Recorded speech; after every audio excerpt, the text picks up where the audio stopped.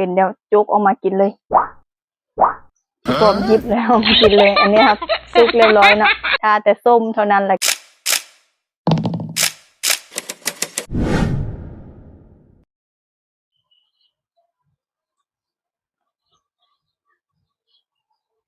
สบายดีพี่น้องยกช่องกินเที่ยวไปกับสาวลาวคอยเว้าบัดนี้แบบลื่นจะพันกันนะตอนเล็กๆนะจะเป็นหยังช่วงนี้นะแต่ก่อนเว้าลื่นหลายแต่จะเป็นหยังช่วงนี้ถ้าว่าไวแล้วลื่นพันกันบ่เข้าใจกันลุดมาหน่อไม้เนาะเมนูหน่อไม้สิเฮ็ดหยังสิเฮ็ดแหนมหน่อไม้พี่น้องแหนมหน่อไม้นี่ก็คือเฮ็ดคือกันกับแหนมหมูแหนมเนื้อหั่นนะก็คือเครื่องปรุงก็มี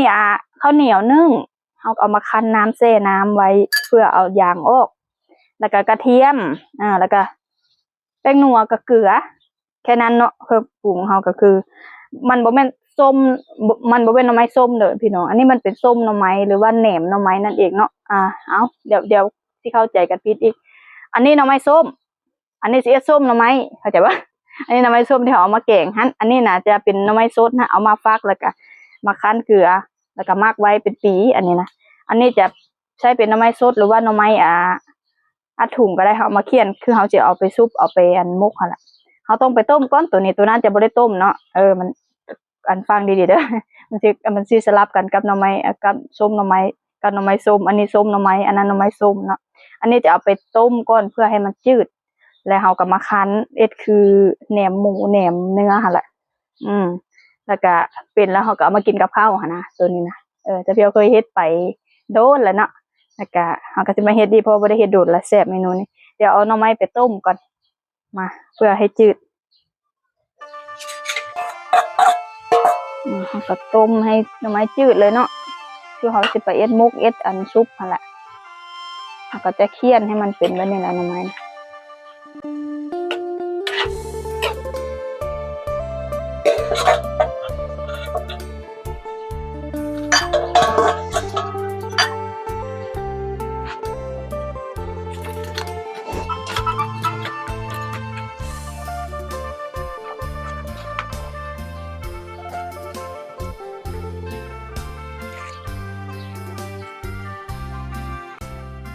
กันนี้นะอันใส่ห่อใบตองก็ได้เด้อพี่น้องห่อใบตองหรือว่าใส่ถุงเป็นสามเหลี่ยมนะก็ได้เนาะคือจะเพียงแบบแบบง่ายๆเขาใส่กระปุกก็ได้นี่ใส่กระปุกคือส้มพักทั่วไปก็ได้เนาะ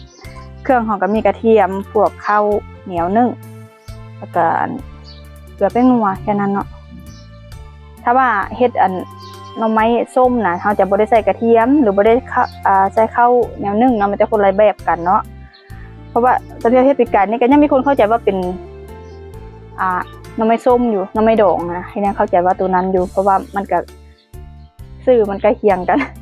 ยังมีคนเข้าใจแต่ว่าคนเข้าใจว่าเป็นแหนมหน่อไม้กับถ้าพี่จะเอิ้นแหนมหน่อไม้เด้อจังที่เข้าใจกันเนาะจังบ่สับสนกับหน่อไม้ส้มเอิ้นแหนมหน่อไม้มันจังที่เข้าใจกันแล้วก็เฮ็ดแล้วก็มากินกับข้าวได้เลยนะตัวนี้นะมันจะคนละแบบกันเนาะ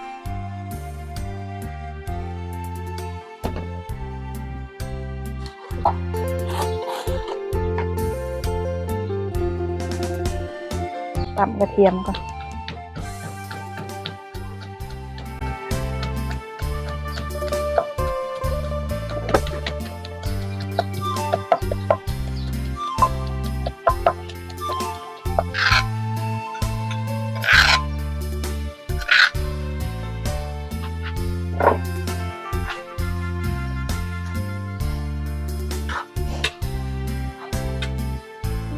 ดู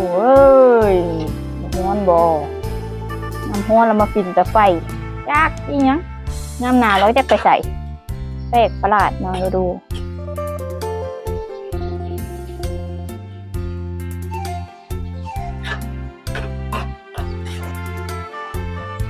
ได้แล้วลวกหัวโดโดซะเนาะมานอนอยู่นี่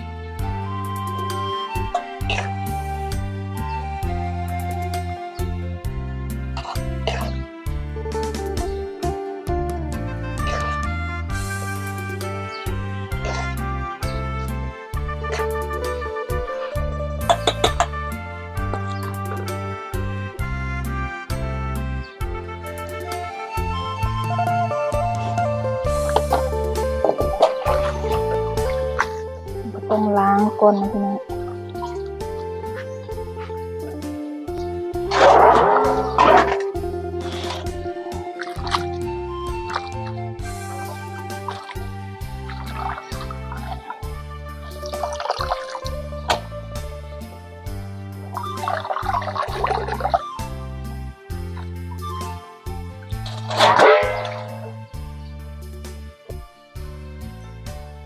พี่น้องเขาก็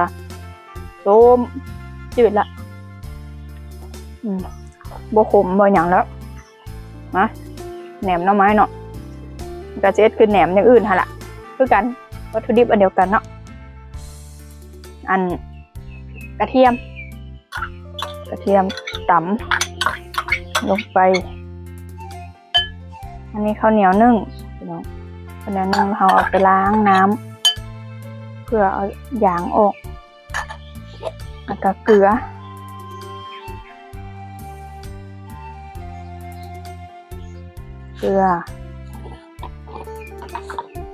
แป้งนัวถุงมือเบิดไหมพี่น้องขออภัยด้วยถุงมือจำเป็นบ่ได้ซื้ออันถุงมือก็ได้ลืมว่ามันเบิดนี่ถุงมืออันนี้แล้วเนาะได้เอากัดคั้นเนาะคั้นคือเอ็ดต้มอย่างอื่นหันละพี่น้องคั้นกะว่ามันได้กูละ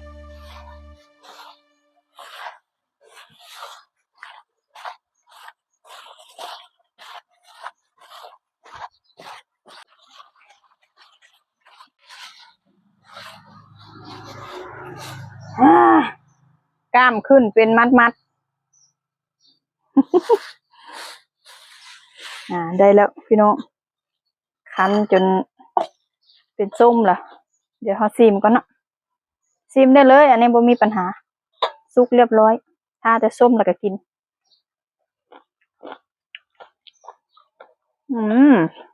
ส้มเหรอพี่น้องส้มความมือ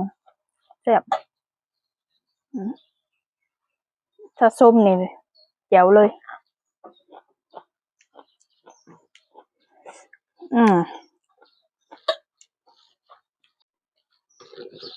แล้วพี่น้องเรื่องเฮ็ดส้มนี่ไว้ใจอีเจ้ยได้เฮ็ดหลายอย่างให้ได้ส้มดิต่อไปนี่ส้มเฮ็ดได้บัดนี้เด้อมันไผอันบ่เคยเฮ็ดอันส้มเฮ็ดเอามาเฮ็ดคือกันนี่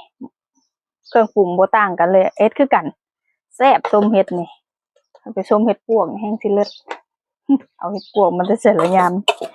ถ้าช่วงแบบเฮ็ดปวกหลายๆน่ะพี่น้องเอามานึ่งเลยเฮ็ดส้มเดี๋ยวจะเพียวสิพาเฮ็ดดอกเฮ็ดส้มก็ได้ส้มเฮ็ดก็ได้นี่แล้วแหละ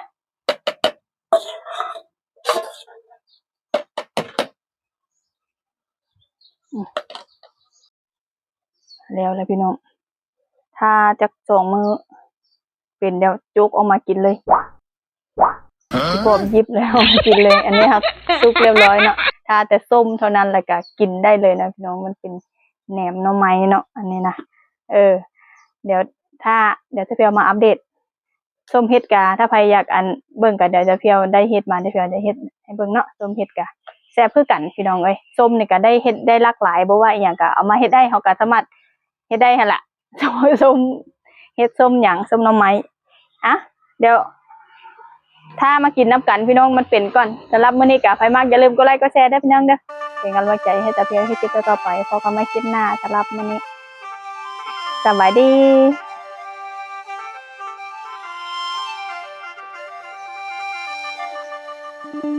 ี